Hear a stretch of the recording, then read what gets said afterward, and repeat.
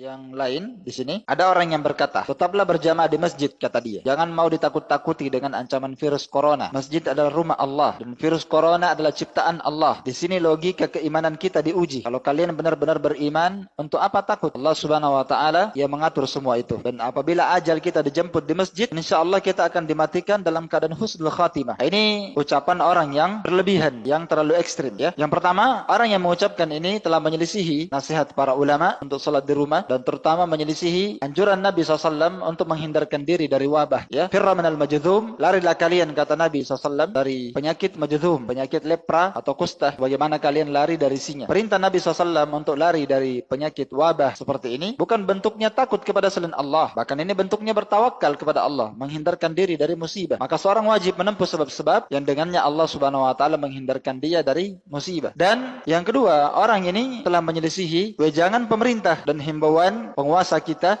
untuk salat di rumah ya. Kita dianjurkan salat di rumah. Nah, memang benar virus corona ini ciptaan Allah Subhanahu wa taala. Kita meyakini bahwa virus ini tidak bisa menular dengan sendirinya. Akan tetapi perlu kita ketahui, dia bisa menjadi sebab. Dia bisa menjadi sebab jika Allah Subhanahu wa taala mengizinkannya untuk berpindah. Karena sebab itulah Nabi SAW perintahkan kita untuk menjauhi wabah. Kemudian dikatakan juga, kalau kita mati di masjid, maka kita mati husnul khatimah. Jadi tetaplah ke masjid. Kita katakan ini kalau matinya di masjid. Kalau dia sakit bukan di masjid, dia dibawa ke rumah sakit, bukan di masjid dia mati. Iya kan? Katanya kalau ajal kita menjemput di masjid, insya Allah kita mati husnul khatimah. Iya, kalau dia mati di masjid. Tapi kalau kita melihat orang yang ditimpa virus corona ini, belum ada yang mati di masjid. Kalau dia sudah terdeteksi, maka dia akan dibawa ke rumah sakit. Setelah dibawa ke rumah sakit, semenjak dia berada di rumah sakit dan dia sudah divonis positif corona misalnya, kalau dia sudah divonis, maka keluarganya tidak boleh berjumpa dengannya. Bahkan keluarganya tidak boleh lagi memandikannya, tidak boleh lagi melihatnya, tidak boleh menyentuhnya. Bagaimana dia mau berada di masjid? Jangankan di masjid, keluarganya saja tidak boleh berjumpa dengan dia. Ya, maka